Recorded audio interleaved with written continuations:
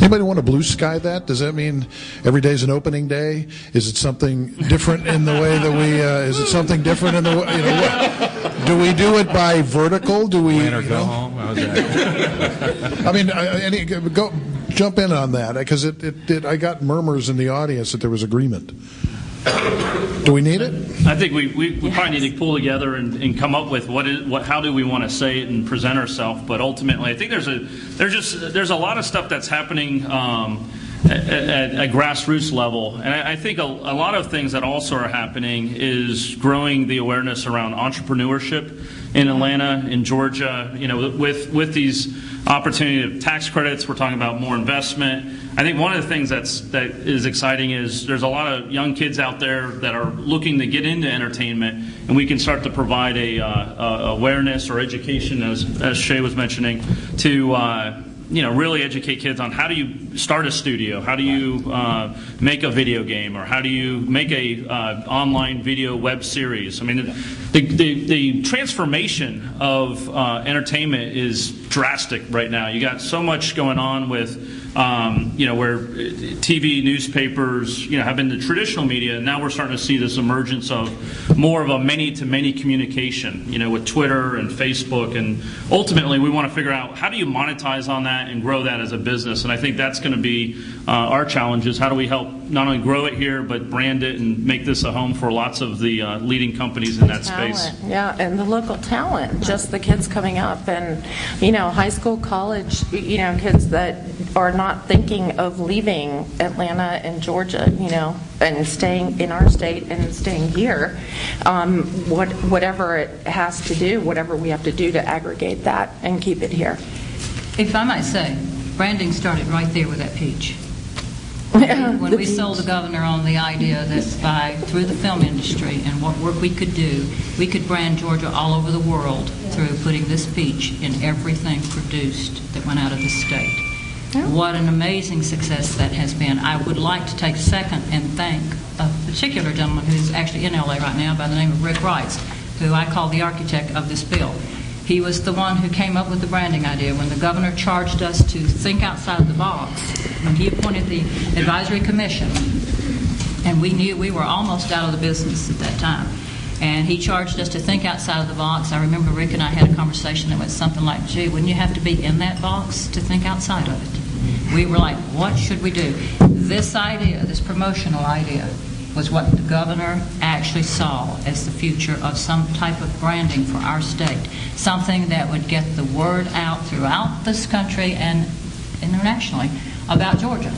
Now, from that point, we have gone so far out, and all these wonderful films and projects have come in that have highlighted Georgia, not to mention all the great success with our music talent and our digital world. I mean, we are branding this state in what I think is an amazing, amazing way. And I think something else that is really happening this time in such a great way, and Rob Hardy and Will Packer and Tyler and many others, there are many of us who are here today that are moving our goals toward filmmaking. From not only do we want to be a location place, but we want to be a real entertainment center. We have all the tools to do it. We have everything to do it. Talent, my gosh, we have more talent than we know how to showcase at times.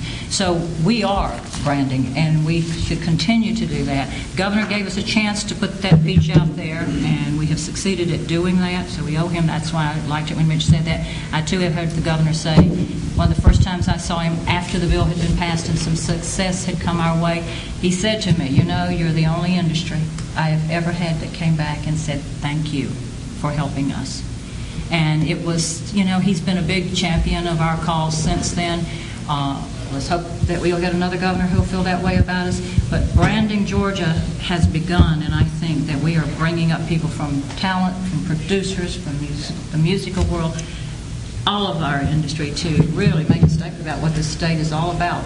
We are that mystery. We are that mystery that no one can figure out what made us think that we could do this, except for whatever headstrong people we all happen to be, starting back with as long ago as Film Commissioner Ed Spivey, who chairs the Governor's Commission, who helped us navigate our way through a maze of political challenges to get this bill passed. So somehow in there that is something special about our state, and I think that, friends, is just in the very fact that we do see ourselves as capable of doing this.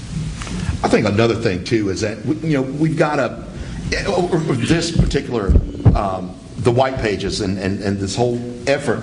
We've got to also educate the citizens of Atlanta. I mean, we all live here as one, and we all are taking advantage of the wonderful things that it has to offer. But at Peachtree, our major goal is to become the fabric of Atlanta, and the fabric of the people. So, letting them know they become advocates for us, they become cheerleaders for this cause as well. So I think that's an element that needs to be, thought about very, very, very a lot. Yeah. Okay, Jeff, we got 5 minutes, which means questions. Anybody quite want to say anything, ask anything, disagree, agree? Because otherwise we'll keep going for 5 more minutes. Yes? I have one, and I just asked them about what's the impact of technology on each one of your industries? Impact of technology that changes. Yeah, you're in the vortex. Oh my gosh, I mean, I think it's so funny that people think Denver is the center of cable. No, not even close. Atlanta is the center of cable when it comes to technology. We've got Concurrent from a VOD standpoint. We've got Cisco, formerly Scientific Atlanta. We've got the top IT developers for set-top box applications right here in Atlanta. And I think it's funny that somehow that seems to go missing on quite a lot of players here. I mean, we have, and those are very complicated things to address. I mean, if you have a gaming application, if you have a music application, if you have an enhanced television application, anything like that, you can only go to 1 or 2 or 3 places in this country. And Atlanta is the center from a development and implementation standpoint. The advanced television applications that are coming through your set-top box are coming from companies here. Not there isn't anywhere else you can go except for maybe Philadelphia, where Comcast is. So I don't know about you, but as talent, the big technology change for me was HD. And it's really scary. Yeah, and now they're talking 3D. 3D, 4D, all these things that are coming out. As a matter of fact, I was talking to a couple of my friends that are, as we mature, certain things happen to us face-wise and everything else, and they said, "Man, I got to get something done because 3D is coming out." But it's a major thought from that standpoint. But I think talent is always looking at ways to become better via technology. We can watch Peachtree Television on this. So it's amazing how it has changed so fast, and how talent has, I think, kind of formed what it does to meet the changes in technology as well. So we've got music got dragged into it, kicking and screaming, and for good reason.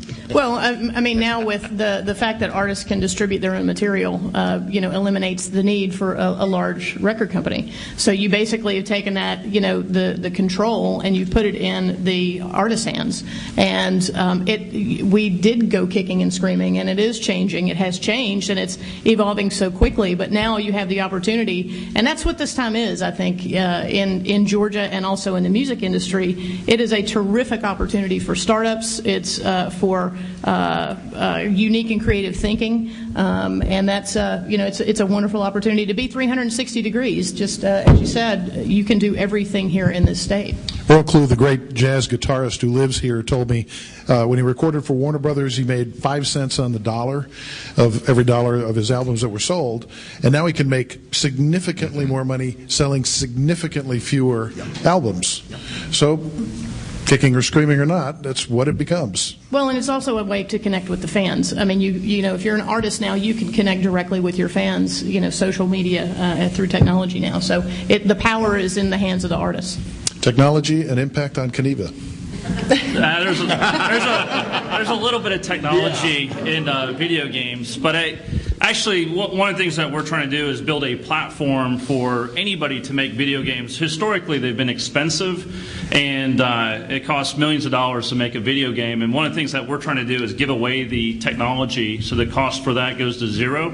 And then we're looking for bright young people to help us build the next generation of content on top of that. And so if you think of like what YouTube did for short little videos where now anybody with a camera can upload their video and get the distribution for free, we want to do for video games. Here's an engine, here's a community, and then make your game. And then we've got a whole monetization model that is pretty exciting with what they call microtransactions or virtual goods. We're selling lots of clothes, a lot of virtual clothes, a lot of apartments, real estate, all that stuff in the virtual world. So there's a whole new model.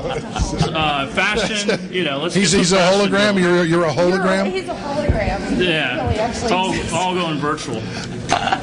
Let me ask you, you're about to get your first BlackBerry. You're about to, what I want to emphasize here is the rest of the story, and that's the value you put on being out of touch. Interesting. You weren't supposed to tell that. There you can have mine now. It's a secret now. I have to do this. Well, I think that, I don't know, in my own particular world, I do like some time to be out of touch. I think you do your most creative thinking and researching in your own world of what you want to do and how you want to get it accomplished by sometimes just being out of touch for a while. And I sometimes think that we just get so bogged down with so many people looking for us and making us be, you cannot, I laughingly said to him a while ago, it's hard today to say, I didn't get your call. Yep. I didn't get your email. You're questionable at that time about what's wrong with you. So I cherish that. I think that that's one thing that we might stand to do a little bit of slowing down on. And You just say your voicemail is batch processing and it's like Something's wrong. It's overloaded. Mine usually is overloaded. I looked at my email one day and it had 900 emails on there, and I said, something is wrong with my life at this point. Yeah. I'm not answering all of these.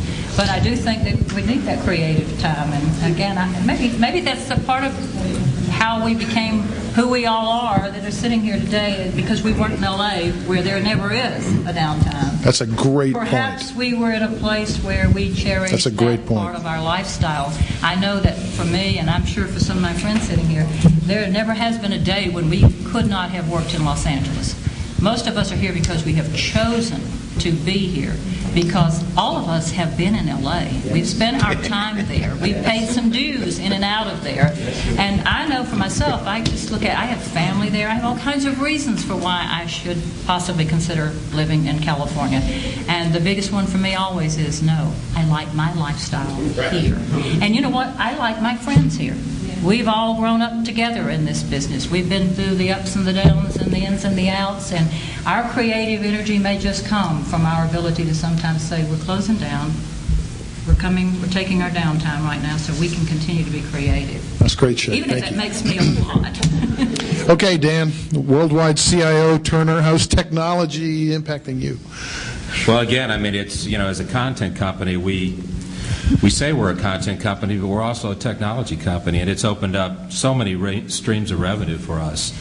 From the standpoint of, broadband and mobile, and, you talk about HD. Ted was one of the early adopters and said, HBO, all your signals will be HD, and so TNT was born. But again, I think, technology drives what we do. It helps deliver content in more unique ways, and again, we've heard this slogan that I want it when I want it, where I want it, and how I want it. And again, that's the motto that we're trying to live under, is how do we deliver? We've got a lot of initiatives going on. Excuse me. It's funny, kind of going back to your first question, aside from technology, is that one of the things that I find, and I heard Chris talk about the outside industry doesn't know really what we do here in Atlanta or Georgia. I would contend that a lot of us in this room don't know what each other do in Georgia. And I think, if I were to suggest one thing to Digitainment, is that connecting people, connecting businesses is the number one goal that they ought to have. I've got 20 business cards in my coat today that basically says there's technologies out there I haven't heard about, and they're right in my own backyard. So, again, I think that if I were to offer up that suggestion, that would be a top one. Jeff, we hit 25 minutes. We're right at 25 minutes. Whew, got a break for a spot. Ladies and gentlemen, thank you, and thank you to the panel. You did a great job. Thank you. Great job. Thank you very much. Oh, I enjoyed it. Thank you so very much. It's nice to meet you, too.